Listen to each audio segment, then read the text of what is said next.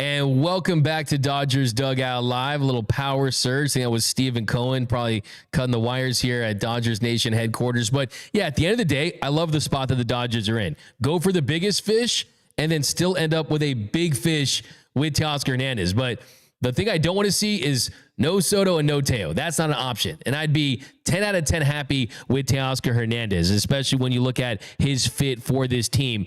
But let me know down below in the comment section, what are your thoughts on the Dodgers offering Juan Soto? D-Mac saying out down below, are we live? Yeah, we are live. We are back live, guys. Yeah, see, people ask me about the right field position, Juan Soto. I mean, look, the way you got to look at it about this. We need to know what they're doing with Mookie Betts. Is Mookie going to second or is he going to shortstop? If Mookie goes back to shortstop, his offensive abilities far outweigh the defensive deficiencies. So Mookie's offense at shortstop would be more valuable than Mookie's offense at second base or in right field. But the same rules apply for Juan Soto. Is what he would bring offensively in right field would far outweigh any defensive lapses that he would have. So just imagine that as an overall upgrade as well. But we got Teo, not Soto, from Anthony Myrtle, Mr. Classic, Soto Mania, future Dodger, Mike Rio Man, Chaides. Too many vets. Dodgers are loading up too much with big stars, and I think it's going to backfire. Also, listening to Soto in interviews, his personality doesn't seem to fit for the clubhouse. I mean, I've done a lot of talking to people within the Dodgers, people that cover the Dodgers, people around Major League Baseball, and I can't find one person that has anything bad to say about Juan Soto as a clubhouse presence, as a bad fit for any team. So I don't know where that comes from, because I have not seen. If you guys want to give me a link down below in the comment section where there's one example of Juan Soto being a bad teammate. Last time I checked, I mean, Juan Soto was in 2021. I mean, he was at Dodger Stadium supporting Trey Turner and Max Scherzer as a former teammate. So, I mean, I get it. The Soto shuffle rubs people the wrong way, but I just don't. Here's the thing.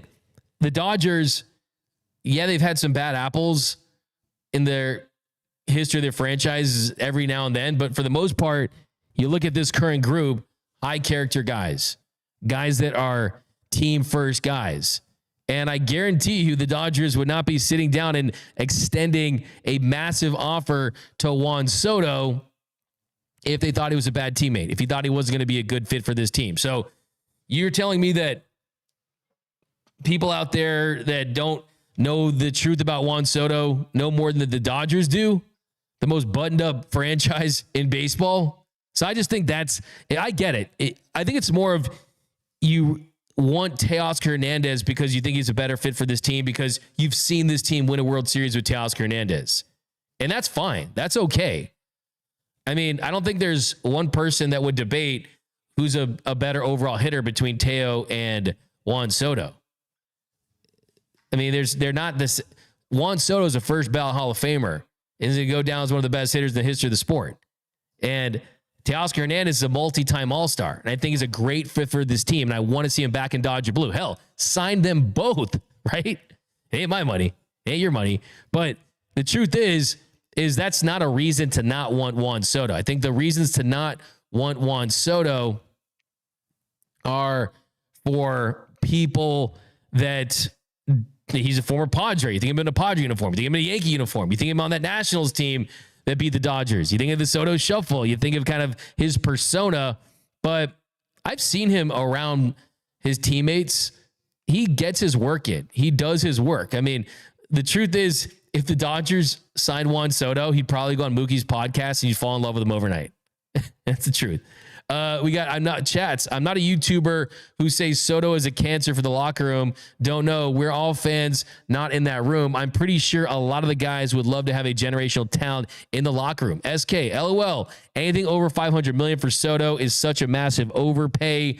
It's a price of doing business for that kind of talent, but I mean, he's not going to pay for himself like Shohei Ohtani does. I mean, the truth is, if you sign Juan Soto, you better win one more World Series, two more World Series. I mean, then you really crank up that World Series or bust title on them.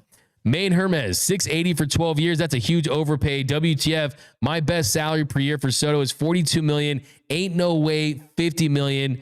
Richard Flores, 15 years. He's out of his effing mind. Soto passed on Soto. Martin Troop, we don't need Soto for 15 years because we got Ohtani. Fair. But there's a reason why the Dodgers want him. And this whole idea that Soto is a bad base runner, bad fielder, and that's a reason not to sign him. Look, I look at some of these base running metrics. Look at Freddie Freeman. Freddie Freeman is the 34th percentile in sprint speed, but he was in the 85th percentile in base running value. So it's always something that can be improved upon. But let's get some more super chats here. We got guys, we don't have a salary cap. Let's get Soto. Peyton Enrique. Juan Soto is the modern day Ted Williams. He's history on two legs. Wow. It seems like it's more than 50-50. I don't know. What is your take, Antonio, about the fan base not wanting Juan Soto in LA? I think it's just mainly they associate him with the Padres more than anything. But I mean, like you said, I would rather have Teo, obviously, but if the Dodgers did sign Juan Soto, and what if he deferred a couple, $1 million throughout his tenure? You never know. He could pull an Ohtani, but if Soto wins a World Series with the Dodgers, I think a lot of Dodger fans would even deny that they said no Soto during this show. So we'll see what happens. But if they get Soto, I wouldn't be bummed out. How could anyone be bummed out? I mean, that's insane. That's insane. I mean, Noel, because you're on social. You did a post yesterday on Instagram. What was the reaction like on Instagram? I think that post said it all because I got that up like 5 minutes after the news broke, and there was a lot of shares, a lot of comments, not as many likes as I would have anticipated. So I think that really just shows how the fan base is feeling. They still don't want him. In the comments, a lot of people are just saying we don't need him. We want Teo instead. So it feels like the fan base is still pretty set. I think, like Tony said, he played for the Padres. We also just saw him in the World Series. He's obviously a free agent, so he doesn't want to show his cards. So people think that he's just playing games, trying to make the most money he can. But I mean, there's not many players like him in any sport. He's trying to take advantage of this unique opportunity he's in. And like you said, if the Dodgers have the opportunity to sit down with him and, bring him into a potential dynasty, you have to take that chance. I personally, I've been coming around a lot more to it on the fact that World Series are super hard to come by. If you add Soto and he boosts your chance to win another 2, another 3, you have to take that chance. I would personally be honestly very happy if we signed him. Yeah, totally. No, you mentioned the Padres thing, and that's definitely a part of the calculus there. But I think people need to remember he didn't sign with the Padres in free agency. He got traded to the Padres. He got traded there. I mean, that part kind of makes me scratch my head a little bit for sure. But yeah, that's the update on Juan Soto. The Dodgers, really the preliminary stages too. I mean, you don't sign the first offer you get, right? You're going to see multiple rounds of offers for all these teams. My prediction is he ends up going with the Mets. I think would not be shocked to see, who knows, maybe he goes 16 years, 700 million, 16 years, 705 million. I mean, I think at the end of the day, you see something like 15, 650 plus million because it's Stephen Cohen is involved in all this. And will they turn that down if you're Scott Boras? Because remember, Juan Soto's agent, Scott Boras, the Dodgers have not ever signed a Scott Boras client to a multi-year deal like this. It just has not happened. So until we see one, I'll believe it. But some more Johnny Owen, no Juan Soto, baseball mercenary. All right, so switching gears here. I'm going to talk about my friend Buster Olney. So Buster Olney, hopefully he'll be on the show next week. Did want to respond, though, react to something he said on his podcast. He said on the Baseball Tonight podcast, I know this. He's talking about when Chris Taylor was on Mookie's podcast, and he said that the Yankees crapped down their legs, and then Joe Kelly was taking a shot at the Yankees defense on a podcast. And Buster said, I know this. If the Yankees had won, Aaron Judge wouldn't have crapped on the Dodgers. Giancarlo Stanton wouldn't have. Anthony Volpe, no chance. He go on to say, I think Taylor's had a great year. The way he's adjusted at the plate, he's adapted to different positions. He's one of the best in the world at what he does, but he and the small handful of other Dodgers who are chirping know better than anyone how hard their sport is to play, and they're better than this. Why not bask in the glory of an incredible World Series win from the high ground? So, first of all, I agree with Buster when he does say that Aaron Judge wouldn't have crapped on the Dodgers and Giancarlo Stanton wouldn't have and Anthony Volpe wouldn't have. Well, guess what?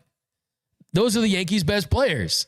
The Dodgers' best players didn't crap on the Yankees. Freddie Freeman didn't crap on the Yankees. Mookie Betts didn't. Shohei Ohtani didn't. Chris Taylor did, a bench player who played lightly in the series. Joe Kelly wasn't on the roster.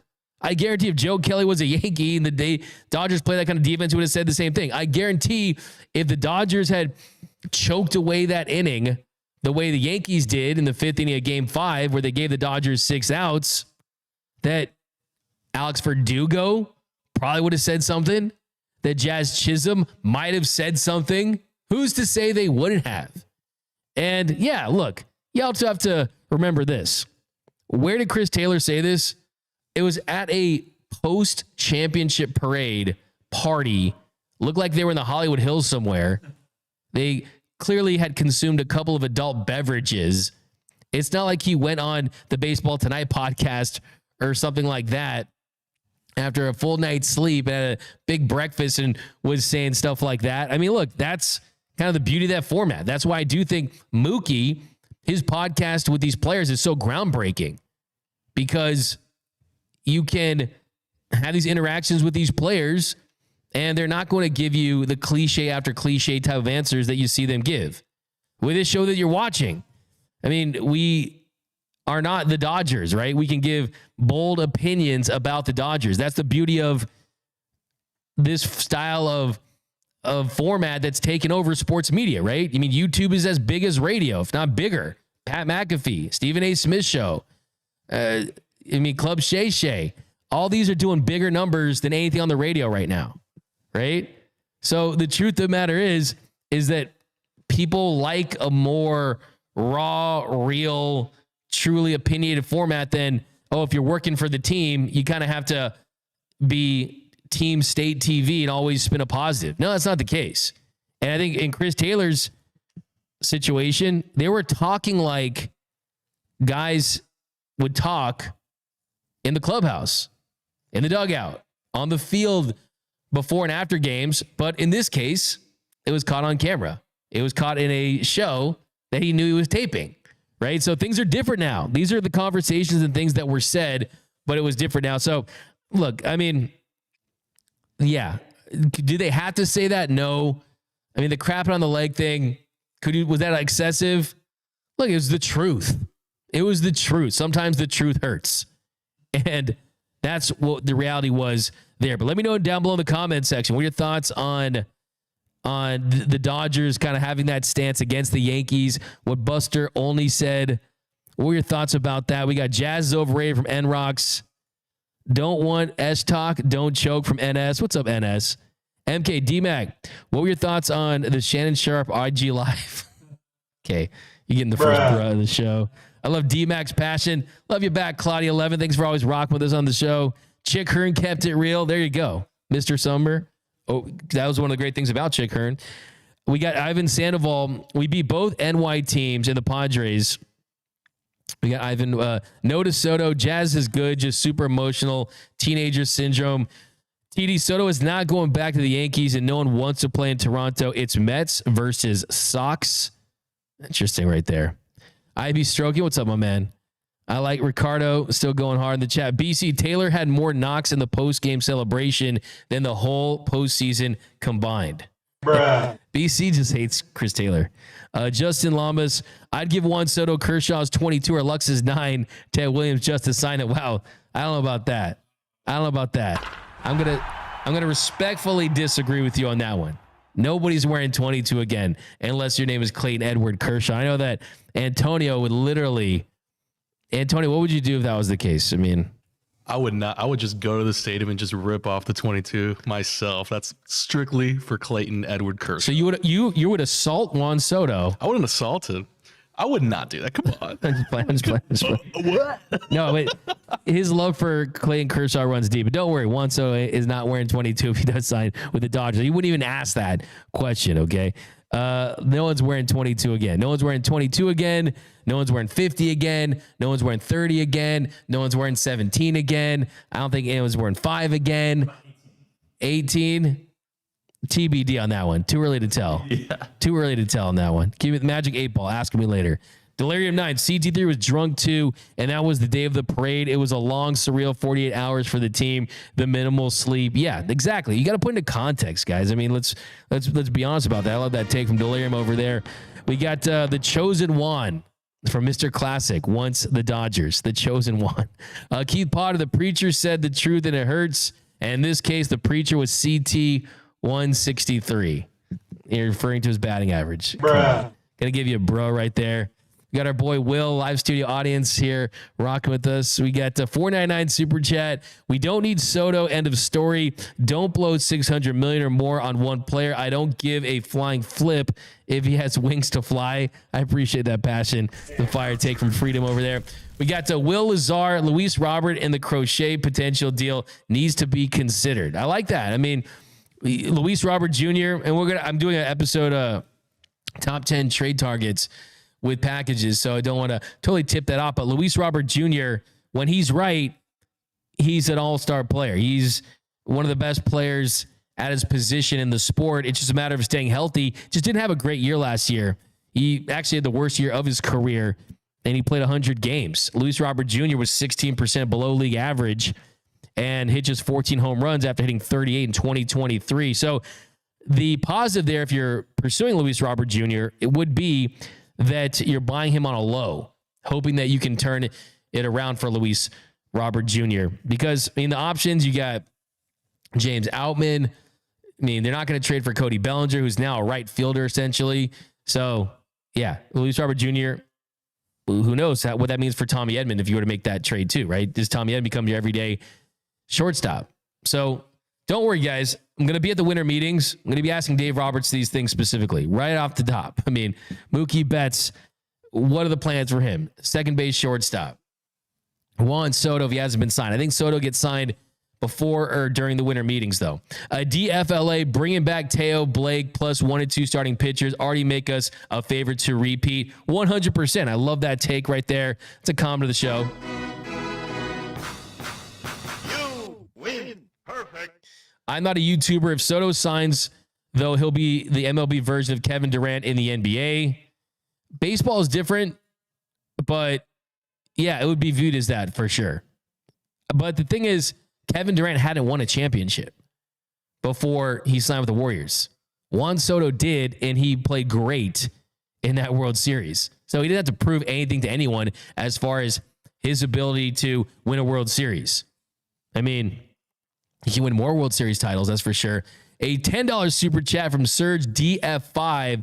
I needed this World Series. My dog was sick with cancer and passed a week after we won. I still tuned in by his side. Thank you, D-Mac and Dodgers Nation crew. Bleed blue, baby. Wow, amazing comment right there. And we're glad that we can be there for you at all times. And dogs are the best, quite and simple. My dog Kobe fell off the groomer's table yesterday. We had to take him to the vet, so he's on the 10-day IL, but thankfully Kobe's going to be okay, make a full recovery. I have 2 dogs. I got, four including you and Antonio. There we go. Yeah. How many dogs do you have, Antonio? I have a cat. You look like a cat, dude. That's why I love Tony Gonsolin so much. Yeah, you look like a cat-tastic dude. I love my cat. Shout out Callie. How about you, Noel? I have one dog. Her name's Harley. She's a Boston Terrier, a very, very lovely dog. Maybe one day I'll bring Boston her. Terrier, really? I love Boston Terriers. Yep. My Boston Terrier is the best for